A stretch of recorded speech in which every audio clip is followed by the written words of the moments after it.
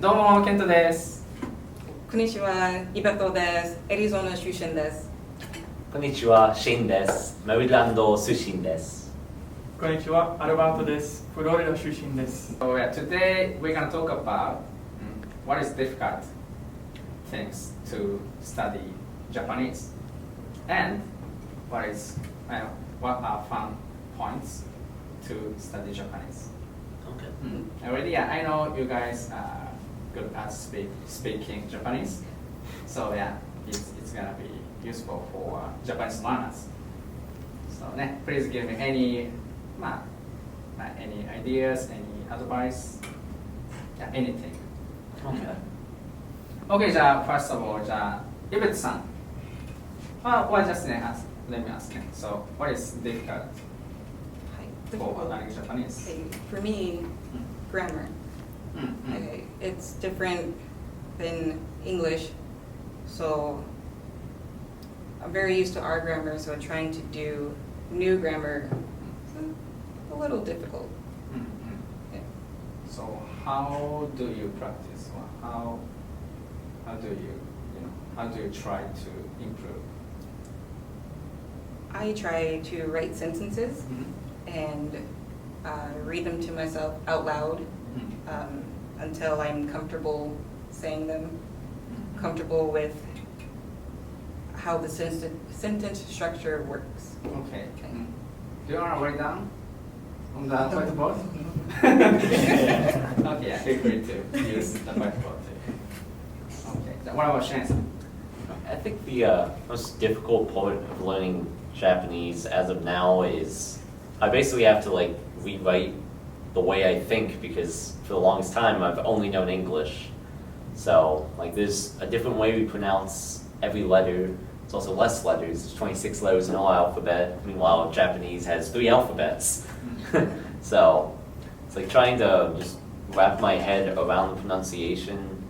It makes it hard to speak a sentence because I always say it's a tongue twister. Because it's just a new combination of letters being pronounced together and some letters don't even exist. So it's I'd say that's the hardest thing. The grammar I've also found a little difficult, but it's not the hardest to learn, I'd say. You can kind of wrap your head around the structure of Japanese sentences, and it's almost it's more to the point than English. English, we're just dancing around everything, but Japanese is more so this, and very contextual. You don't have to say I and everything. It's understood through the way you're speaking. So, but trying to learn that coming from English is a little difficult, I'd say. Yeah. So. Okay. Yeah, what about Arubata-san? I would probably say for speaking wise, definitely probably the grammar as well as just the structure of the sentence. Everything is kind of the exact opposite of how we would say it in English. So at first it takes a little bit to get used to. But I would recommend if you have the opportunity to speak with local speakers, that definitely helps you kind of get into the rhythm of speaking Japanese more naturally. Yes. So yeah, like you said, yeah, immerse yourself into a bit off topic, but yeah, how do you study Japanese? Just tell me. With your class. I have class. Very Join us every Thursday.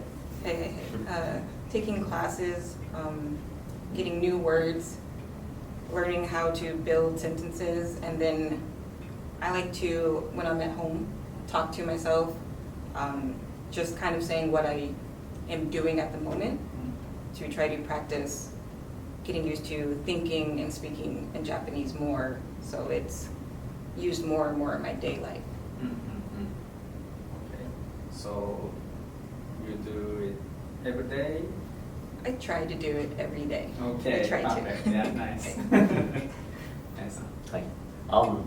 So I'm not as good with that. Definitely the main way of learning has been through classes, which every Thursday, like you mentioned. Yeah. But it's going to the classes, trying immerse myself, and then also along with the immersion, just going out and going to places and listening to people, and like if I'm ordering something, like at the very least, like trying to use as many words as I can so that I get the practice, I become more confident, and maybe like if I hear a word, I'll like try and say it to myself and think about like how it's pronounced, so that maybe I can't speak a whole like sentence in a conversation, but I'm at least understanding more like how it's said and just making the immersion into a new language. So. Okay. What about Arbas? So for myself, I kind of took, I would say, a different approach. I didn't really study much in the beginning. Kind of took that immersion side and kind of absorbed Japanese, working with local Japanese people, and then also just socializing and making local Japanese friends. And now I'm kind of taking a turn to the more official study side with college, and through different opportunities like this. So it's kind of helping me hone in more on sentence structure and grammar, as well as reading and writing. So. Yeah, it's nice. Do you want to say something? You forgot to say something. I don't know, We can just edit this. immersion, like sometimes a podcast Mm. to help with the listening while I'm cooking, maybe doing dishes, just so that there's something, and it helps me with my listening, so that I can get that input even if I'm not away from my house. Yeah, so podcast. And then sometimes putting on Japanese subtitles so I can like read also to try to help. So what's your recommended podcast? It's kind of random what I will listen to. For example? I don't know if I have a specific one. I kind of just go on YouTube and will type in like Japanese listening practice, and a lot of videos will show up, and I'll just hit play, and like just while I'm cleaning, cooking, I just really try to listen, no matter like what it is. Choose like a randomly. Yeah. And it goes over different topics. Yeah.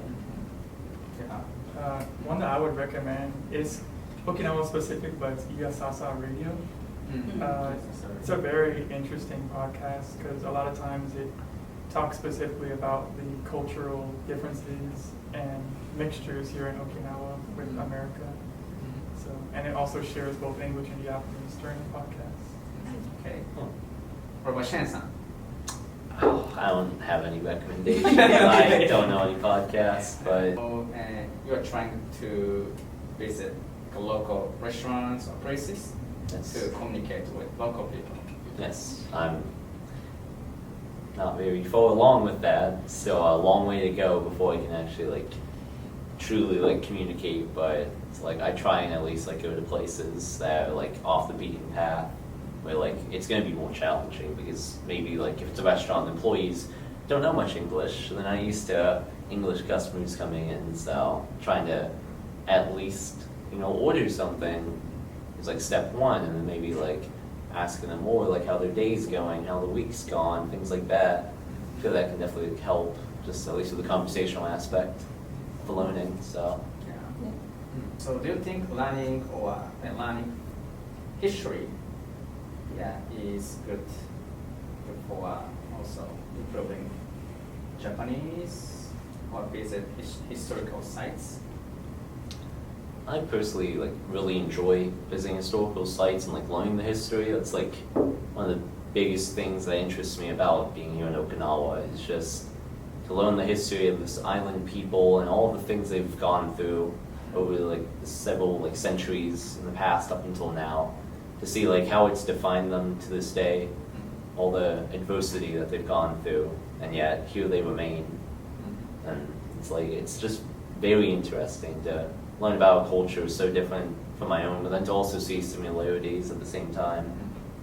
So I think it's a very important part. And then I guess bringing it into language, like we look at Okinawa, for example, to see how their language developed, and see like the differences that exist between them and like Japan, with like maybe how things are said, for example. So I think learning the history is a pretty important part.